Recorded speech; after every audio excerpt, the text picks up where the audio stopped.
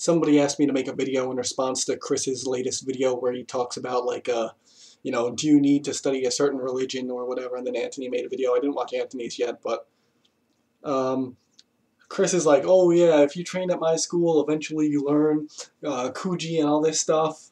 And it's like, I've studied this blah blah blah blah blah, and I pass it on to people who want to learn it. And it's like, you know, if any of Chris's students want to learn where Chris learned his Kuji from, you can open up this book, as we all know. To, where is it? Right here, this part. And yeah, all this word for word, picture for picture, backwards, just like the book says. And then Chris says like, oh, you know, Kuji come from Mikyo. It's not part of the ninja stuff, but obviously I don't think that Mikyo has a reason for people to do, you know, and see in the dark. But all this stuff, this doesn't come from Mikyo. It comes from Hinduism first. So, you know, the person who's teaching you about religion doesn't seem to know too much about religion or anything. But, you know, that's aside from the point.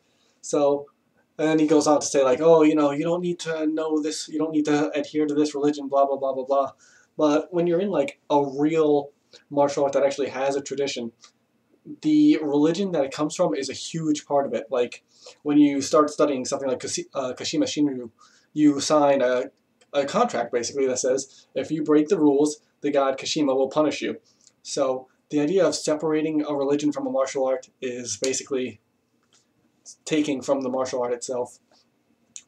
You know, of course, I don't believe in any of this nonsense, and you know, there's certain stuff, some stuff you do have to believe, some stuff you don't. Not believing in anything shouldn't really affect you, but in some cases it does. But as per Chris, it doesn't matter what religion you're with to begin with, because there's no actual martial art that has been passed down, so there's no associated god. Like, we posted a long time ago, one of Chris's students has a Kamidana on the floor, which is, no, you don't do that. And we couldn't figure out which direction it was facing, but odds are it was the wrong way.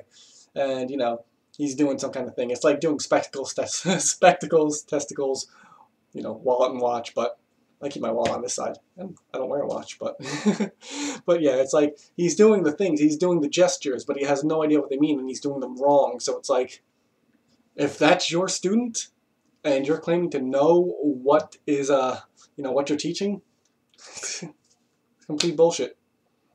You know, everything has a meaning in Japan. Like all this stuff that you're doing, and you're doing it wrong because you have no link. So going through the motions, you know, obviously I could do this.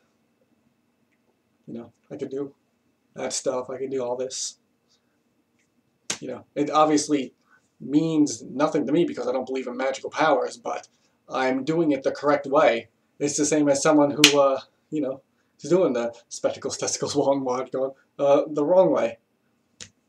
Obviously, if you don't know, both are bullshit, both are just little magical things that have no meaning except to the people who think they have meaning. So if someone's doing that and they're doing it backwards, you're doing it wrong. It doesn't matter that it's not real, you're still doing it wrong, and there's a tradition that's being passed down and you have no idea what the fuck you're doing.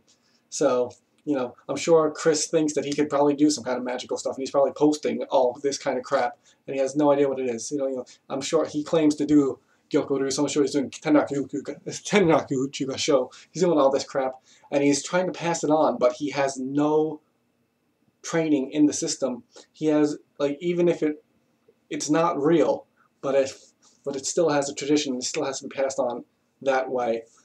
It's just like any other of these magical ceremonies. There's a right way and there's a wrong way to do them. Just because they're fake doesn't mean that there's not a right way to do them, and he doesn't have it. So him saying that you could study any religion and be part of his group is true, but and then saying that he's teaching them, he isn't, because he doesn't know it. So if you're gonna pass on the religion of a martial art, you should have training in that, and he doesn't. But he doesn't have training in martial arts anyway, so that's pointless. And then just a little quick thing. Anthony posted another thing about Sekiguchi Ryu Bato Jutsu. and he's like, oh yeah, Koryu does this. You know, you're saying no one does anything from Seiza, and it's like, yeah, well, you know, there's Seiza and there's Yaegoshi and there's, you know, all that stuff, Satahiza. But the thing is, if you want to argue that point, like, oh, here's a guy doing something from Seiza, even though he technically stands up and he's doing it from Yaegoshi, but he's only wearing one sword. So you're either saying that, like, so you're saying samurai only wore one sword because this is an example of something. No, it doesn't work that way. Samurai always wore two swords. If you're wearing two swords, you take one off, you leave it with the guy at the door, and you wear your short sword. Or, you know, you take your sword off, put it on the right-hand side, scuff facing back, blade, put the curvature facing you, sword facing you. But, you know, they show, the technique is, takes the sword, stands up, one knee, and then he, you know, but that's, yeah, Yoshi, that's different from Seiza, and just drawing from here, because drawing from here is kind of dumb. But, you know, I've showed it before, I'm not going to bother readdressing it, but that's the thing.